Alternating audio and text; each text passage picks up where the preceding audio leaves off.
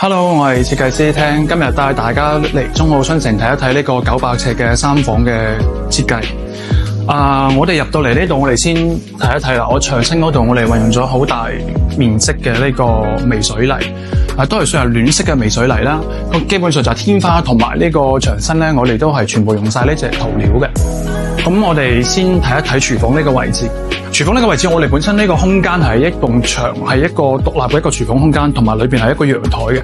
但係而家我哋將呢棟牆打通咗之後咧，喺呢個位置做咗一個玄關櫃。呢個玄關櫃佢係連通埋廚房裏邊嘅一個收納櫃加呢個冰箱櫃咧，係連埋一體，所以整個空間感係會比較睇起上嚟會比較大啦。同埋我哋將原來呢個陽台咧呢個位置咧，我哋將呢度用鋁合金窗封咗嘅，咁跟住我哋將呢個位置就利用埋俾廚房嗰度去使用咯。其實呢度我哋係運用咗好多呢啲咁嘅原木嘅元素嘅，加上如果咁樣去襯托嘅話咧，佢出嚟嘅效果會比較溫馨啲。跟住我哋牆身係用咗啲仿細水石嘅牆磚啦，咁就成個設計就顯得會特別啲。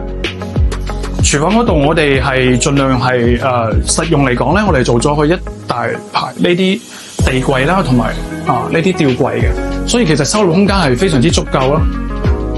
咁我哋再睇一睇大廳呢個位置，我哋由呢個中島台做一個呢個間隔嘅造型嚟對分開呢個餐廳同埋廚房呢個位置。咁我哋餐廳嗰度其實好簡單嘅，我哋係做咗一個層架帶燈光嘅效果。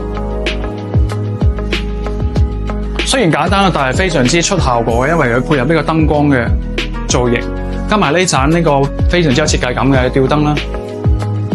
OK， 我哋再睇一睇大廳。大廳咧呢個位置咧，我哋本來呢個係個陽台位置嚟嘅，咁我哋都係封咗啦，用鋁金窗封咗之後咧，我哋將呢個空間做咗一個好簡單嘅一個洗條室。洗條室我哋將洗衣機啊同埋呢啲收納櫃咧放喺呢個位置，咁就非常之實用，咁就會解決咗咧呢個洗衣服啊同埋晾衣服嘅呢個問題。但係佢呢個風窗佢係唔會影響個採光嘅，所以成個效果係非常之好。電視背景牆咧又比較簡單，都係以塗料為主咯。我哋會拉呢啲咁樣嘅線條出嚟，再加呢個原木色嘅一個層架出嚟，效果非常之好。雖然你睇起上嚟成個設計好似好簡單，其實都係花咗有心思落去嘅。你好似睇下呢啲咁樣嘅拱門，呢啲拱門嘅話，其實佢都係做一個弧形嘅拱門啦。咁全部我哋牆身嘅角落嘅位置，全部都係做咗處理嘅，都係做咗一個弧形嘅處理。所以你睇起上嚟，其實佢又好似好簡單，其實就係設計上面係花咗心思落去嘅。好，而家我哋嚟到兒童房呢個位置，咁我哋先睇一睇啊兒童房呢個位置咧，我哋就係牆身都係運用咗好多嘅暖色嘅微水泥嘅。咁好特別一樣嘢就係我哋地面同埋天花咧，我哋係用原木色去搭配。咁天花如果咁樣出嘅效果，我哋圍邊變到呢原木色嘅設計咧，其實係非常之溫馨啦出嚟嘅效果。同埋我哋而家牆身嗰度做咗一個非常有設計感嘅層架。我哋睇下呢個櫃、地櫃同埋書台，係呢個位置。其實我哋牆身係可以做好多軟裝嘅搭配嘅，例如嗰個窗簾啦、窗簾布啦，可以利用啲暖色系少少嘅色系去做一個軟裝嘅搭配。我哋去睇一睇衛生間呢個位置。其實衛生間呢個位置我哋係有做咗一個乾濕分區咯。呢個係一個黑色嘅鋁合金嘅玻璃間牆嘅。咁我哋睇一睇呢一個洗手台嘅設計。呢個洗手台我哋上面用咗一個大理石，大理石我哋係延伸過去嘅，做一個上面做一個層架。咁我哋呢邊放咗一個掛壁式嘅呢個馬桶啦。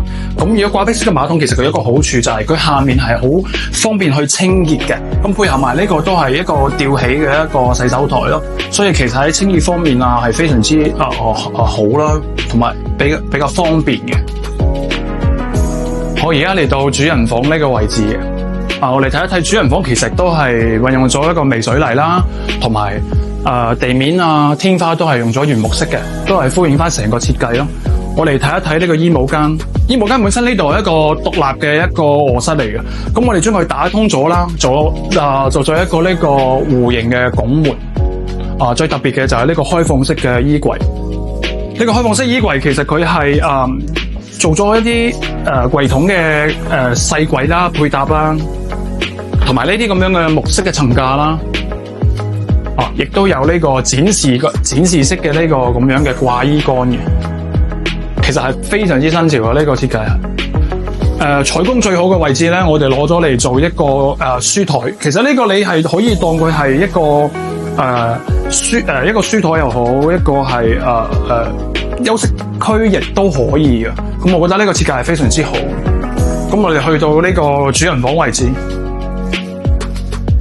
主人房位置其實我哋都係好簡單嘅，都係用呢啲咁樣嘅原木色做一個梳妝台啦。木層架啦，同埋呢個係一個用軟包做嘅一個休息平台。咁整體嚟講，效果係我哋呢個設計都係一個比較重即係輕硬裝咯，重軟裝咯。其實喺軟裝方面，其實佢有好多玩法嘅。如果大家最近有裝修同埋設計嘅需求嘅，請聯繫我哋啦。